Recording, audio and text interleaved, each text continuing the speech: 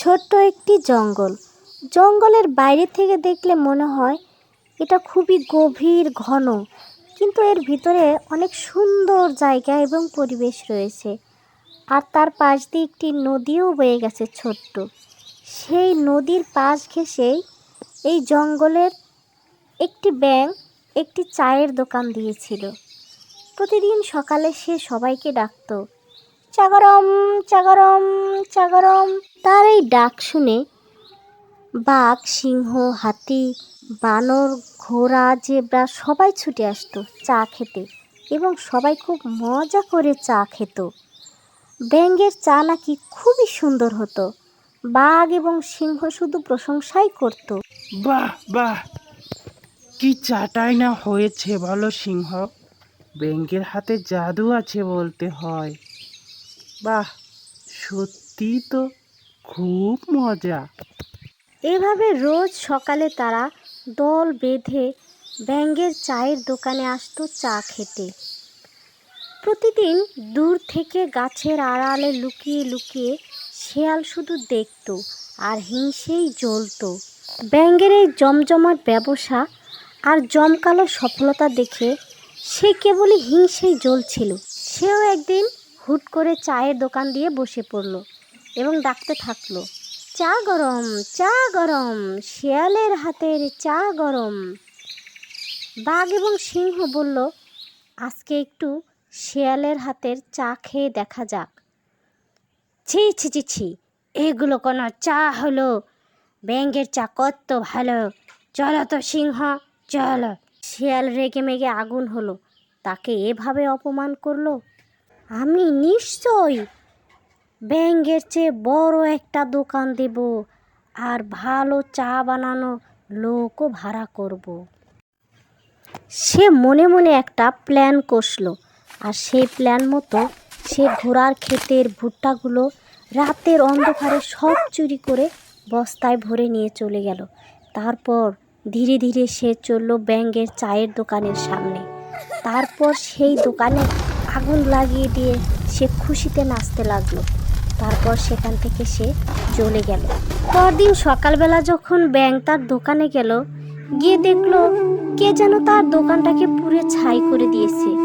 সে তো কেঁদেই ফেললো, হায় আল্লাহ, আমি এসব কি দেখছি? আমার দোকানটা কে এভাবে পুড়ে দিল? কার এত শত্রুতা আমি করেছি? কে আমার এত বড় সর্বনাশ করলো?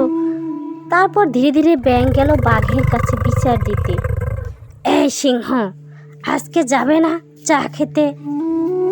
যাবো আর কি, ব্যাঙই তো এদিকে আসছে।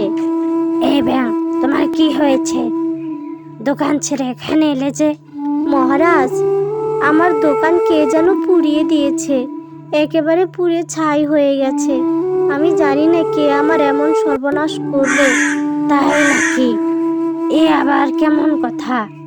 এই কাক, যাও জঙ্গলের সবাইকে ডেকে আনো। শোনো শোনো শোনো, মহারাজ সবাইকে ডেকেছেন, সবাইকে ডেকেছেন। শোনো শোনো শোনো, মহারাজ সবাইকে ডেকেছেন, সবাইকে ডেকেছেন। মহারাজের আবার কি হলো? চল তো জেব্রা, চল দেখে আসি। শোনো, তোমাদের সবাইকে ডেকেছি এই কারণে, ব্যাঙের চায়ের দোকান কেউ একজন পুড়িয়ে দিয়েছে। তোমরা কি কেউ জানো? ঘোড়ার আবার কি হলো? পাগলের মতো কেন ছুটছে? এই ঘোড়া, কি হয়েছে তোমার? মহারাজ, আমার ভুট্টা ক্ষেতের সব ভুট্টা কে যেন চুরি করে নিয়ে গেছে মহারাজ। আমি কত কষ্ট করে এই ফসল ফলিয়েছি।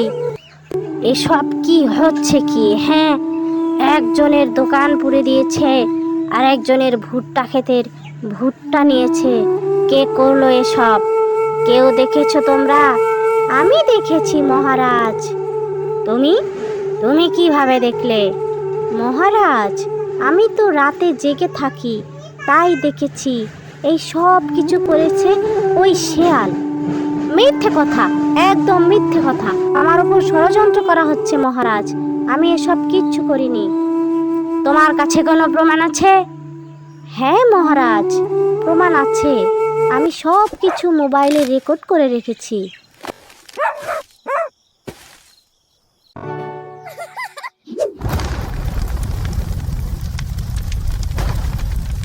তখনই শিয়াল দৌড়ে পালানোর চেষ্টা করলো, কিন্তু বাঘ তাকে ডেকে বসলো। দাঁড়াও শিয়াল, কোথায় যাচ্ছ তুমি? বলো শিয়াল, কেন তুমি তাদের এই ক্ষতি সাধন করলে? কি করেছিল তারা তোমার?